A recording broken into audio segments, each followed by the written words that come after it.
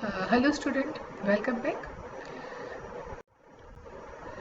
In this lecture, we are going to discuss the characteristic as well as the advantages of the microwave.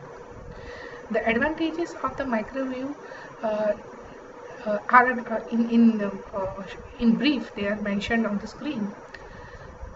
The high data rate applications, so pertaining to communication, all the application today, if we consider the high data rate application, we inevitably find the microwave to carry the high data rate signals, whether it can be the satellite communication or mobile communication, or it can be internet data network.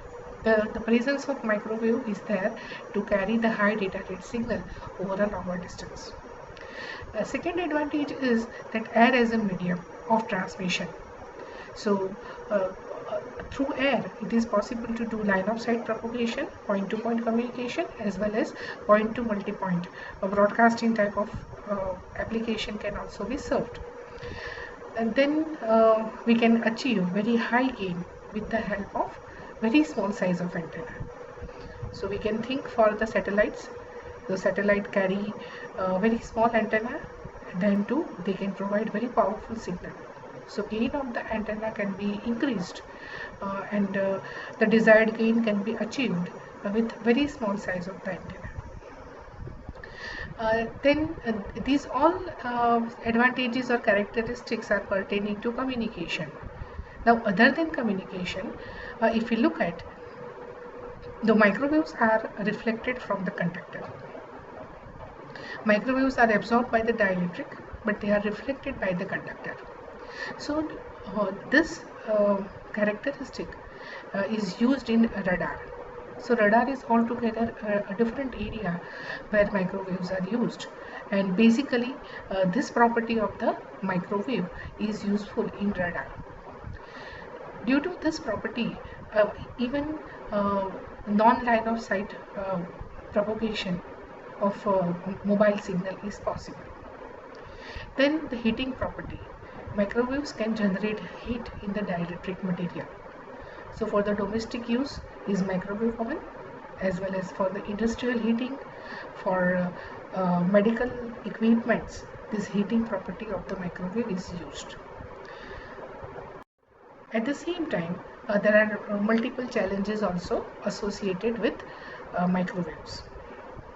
When we design the link for line of sight propagation, and if some obstacle comes in between, so that path is blocked, because the signal is carried only by the air as a medium.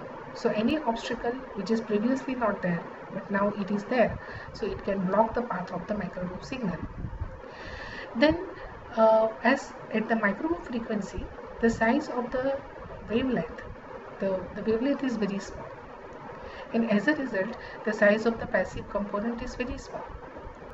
So we cannot use our lumped element, but we have to use the distributed element. Then our semiconductor devices which we normally use, which are based on silicon, they are not suitable at the microwave frequency. At the same time, we have to find out the new medium for guided communication, like waveguide or microstrip. And we can no longer talk in terms of the voltages or currents, but we have to talk in terms of the field theory. And for that we have to derive a new parameter called S parameter or scattering parameter. So it requires everywhere a new methodology for generation, detection, as well as the measurement of the microwave signal.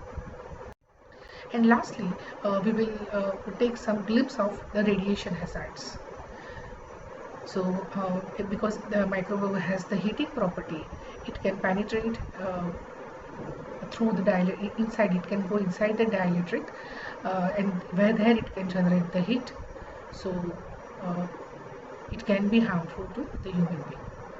So this thing we will discuss, and then it will be the end of our chapter number 1. Thank you.